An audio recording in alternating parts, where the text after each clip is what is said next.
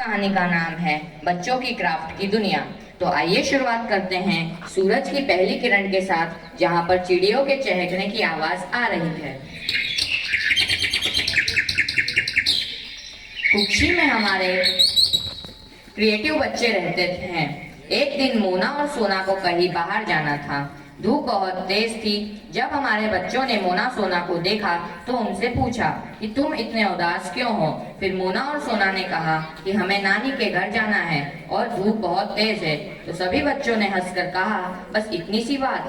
सभी बच्चों ने अपने झोले में से एक एक न्यूज़पेपर निकाला, जिसे किसी ने सड़क पर फेंक दिया था। उसने मोना सोना को भी कहा कि तुम भी एक एक न्यूज़पेपर लेकर आओ। फिर उन्होंने एक अम्ब्रेला बनाया।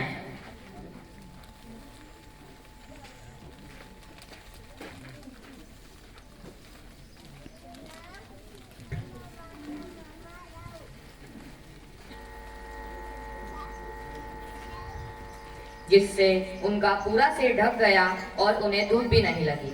वह बहुत खुश हुए और खुशी खुशी नानी के घर चले गए और हमारे बच्चे भी वहां से चले गए। अब हम सभी बच्चों ने देखा कि एक मकान में आग लगी है और फायरमैन उसे बुझा रहे हैं। बच्चों ने कुछ फायरमैन देखे जिनके सिर पर टोपी नहीं थी। कुछ फायरमैन के सिर से खून भी बह रहा था। फिर हमारे बच्चों ने कुछ सोचने के बाद वहीं अपने अम्ब्रेला बना हुआ पेपर निकाला और उसी पेपर से उन फायरमैन को टोपी बनाना सिखा दी।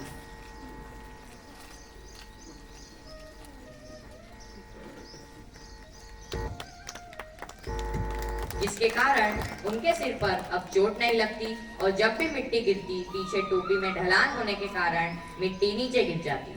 अब हमारे बच्चे और आगे बढ़े। वहां पर एक शिकारी शिकार कर रहा था। उसके भी सिर पर टोपी नहीं थी।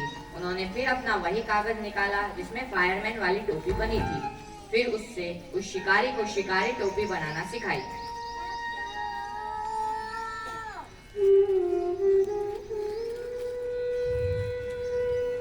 और बच्चे अब फिर आगे बढ़े। महाराष्ट्र के कुछ हवलदार वहां से गुजर रहे थे। उनके सिर पर भी टोपी नहीं थी। फिर उन्होंने वही कागज निकालकर उन सबको महाराष्ट्रीय हवलदार वाली टोपी बनाना सिखाई।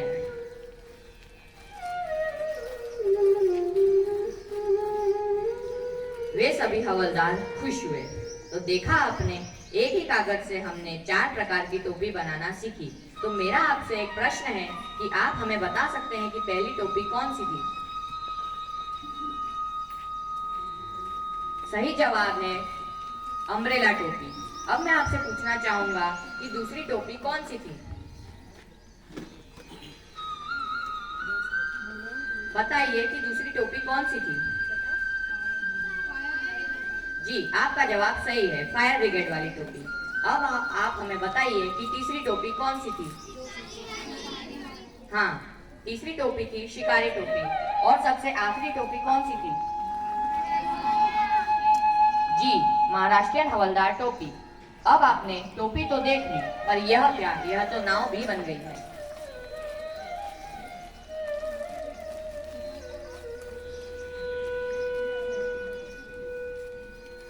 देखते ही देखते रात हो गई और हमारे बच्चे सो गए। बच्चों ने सपने में देखा कि नाव पानी में तैर रही है।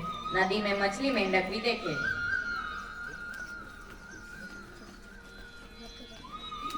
और बच्चे भी खुद नाव पर बैठे हैं और नाव चला रहे हैं। बच्चे कुछ दूर ही गए थे कि अचानक उनकी नाव एक चट्टान से जा टकराती है। जैसे टाइटैनिक किसी चट्टान से टकराकर उसका आगे का भाग टूट जाता है।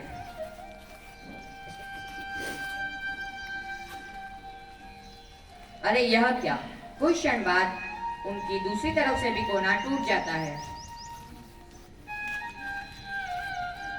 और तो और नाव का ऊपरी हिस्सा भी टूट जाता है।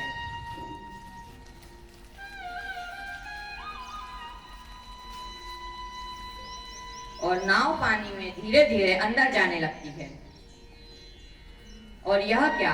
हमारे बच्चों के पास कुछ नहीं बचता, केवल एक जैकेट रह जाती है। देखो, यह जैकेट बन गया और वह पहनकर सभी बच्चे सभी को बचा लेते हैं। और सभी लोगों में हमारे बच्चों का नाम हो जाता है और सभी लोग हमारे बच्चों के लिए तालियां बजाने लगते हैं।